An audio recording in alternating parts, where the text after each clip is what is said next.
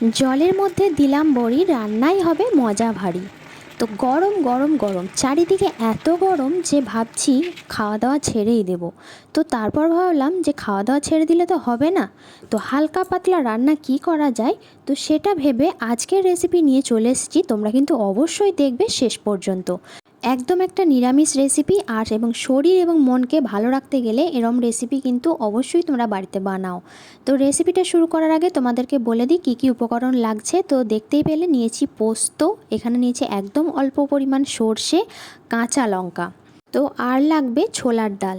তো ছোলার ডালে রয়েছে প্রচুর পরিমাণে প্রোটিন, ফাইবার, মিনারেল এবং ভিটামিন। আর এটা হজমের পক্ষেও কিন্তু ভীষণ উপকারী, বাচ্চাদের জন্য ছোলার ডাল ভীষণ উপকারী। তো এবার আমি যেটা করব, ছোলার ডালটাকে ভিজিয়ে রাখবো আধা ঘন্টা মতো, তারপর ছোলার ডালটাকে পেস্ট করে নিতে হবে। আর এই রান্নাটার জন্য যেটা লাগবে সেটা হচ্ছে ঝিঙে। তো ঝিঙেগুলো দেখতেই পাচ্ছ বেশ বড় বড় সাইজ করে কেটে নিয়েছি। আর এখানে নিয়েছি একটা বড় সাইজের টমেটো। তো টমেটোটাকেও আমি বেশ ভালো করে কুচি করে কেটে নিয়েছি। আর এখানে যে পেঁয়াজটা আছে, পেঁয়াজটা কিন্তু এই রান্নাটার জন্য না, এটা আমার দেখানোটা ভুল হয়ে গেছে। তো এবার আমি সর্ষে, পোস্ত এবং কাঁচা লঙ্কাটা বেটে নিতে হবে। তো শিলে বেটে রান্না করবে, দেখবে টেস্ট কিন্তু অসাধারণ হয়। আর মিক্সিতে অবশ্যই, এখন তো সকলেই আমরা মিক্সি ব্যবহার করি, কিন্তু যে কোনো টেস্ট দেখবে মানে আদা রসুন বাটা বলো বা পোস্ত বাটা বলো, অবশ্যই স্বাদটা কিন্তু চেঞ্জ হয়ে যায়। তো যাই হোক, বাটা হয়ে গেছে। আর এদিকে আমার যে ছোলার ডালটা ভিজিয়ে রেখেছিলাম সেটাও কিন্তু বাটা কমপ্লিট। তো এটার মধ্যে এবার দেব লবণ, মানে স্বাদ মতো লবণ, আর 1 চা চামচ মতো হলুদের গুঁড়ো দিয়ে ভালো করে ফেটিয়ে নিতে হবে। আর একটা কড়াই বসিয়ে দিয়েছি, কড়াইয়ের মধ্যে দিয়ে দিলাম 2 থেকে 3 চামচ সর্ষের তেল। তার মধ্যে দিয়ে দিয়েছি এখানে কালো জিরে আর মৌরি। তো এর ওপরে দিয়ে দিলাম ঝিঙে। ঝিঙেগুলো খুব ভালো করে ধুয়ে নিয়েছি। আর এটার যে একটা সবজির কাঁচা গন্ধ থাকে, তো সেটা কাটানোর জন্য হালকা করে একটুখানি নেড়ে চেড়ে নেব।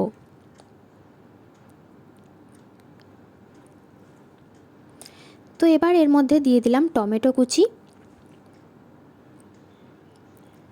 তো একদম সিম্পল রান্না, মানে রান্না করতেও কোনো কষ্ট নেই।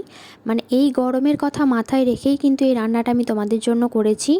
আর শরীরের কথাটাও ভাবতে হবে, কারণ যা গরম পড়েছে, এই গরমে শরীরকে ভালো রাখবো কীভাবে, এটা কিন্তু ভীষণ একটা চিন্তার বিষয়। তো কথা বলতে বলতে দেখো অনেকগুলো কিন্তু উপকরণ দেওয়া হয়ে গেল। তো দিলাম লবণ, হলুদের গুঁড়ো, কাঁচা লঙ্কা। তো এগুলো দেওয়ার পর ভালো করে একটু নাড়াচাড়া করে নিতে হবে। তো হলুদের গন্ধটা একটুখানি কাটলেই এবার এর মধ্যে দিয়ে দেব জল।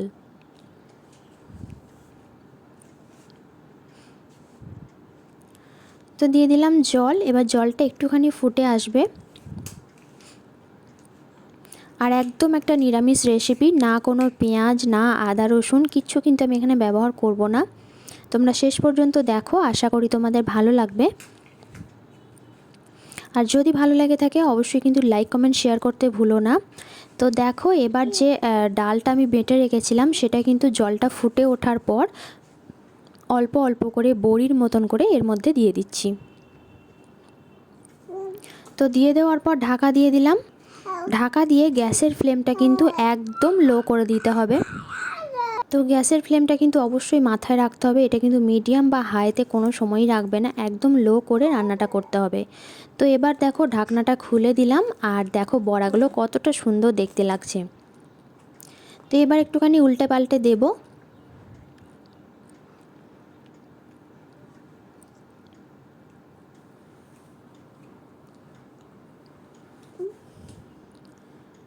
তো উল্টে দেওয়ার পর আবারও একটু জল কিন্তু এখানে আমি অ্যাড করব।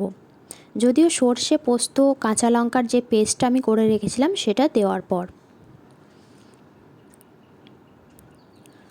তো দেখো এবার আমি সর্ষে, পোস্ত এবং কাঁচা লঙ্কাটা যে পেস্ট করে রেখেছিলাম সেটার মধ্যে একটুখানি জল দিয়ে ভালো করে এটার মধ্যে দিয়ে দেব। এবার পরিমাণ মতো একটুখানি জল দিয়ে দেব। একদমই কিন্তু কম তেলে রান্নাটা হয়ে যায়। তো দেখো জল দিয়ে দিয়েছি পরিমাণ মতো। তো এবার কিন্তু গ্যাসের ফ্লেমটা একদম হাইতে করে দেব, কোনোভাবেই কিন্তু লোতে রাখবো না। তো একদম হাইতে রেখে খুব ভালো করে এটাকে ফুটিয়ে নেব।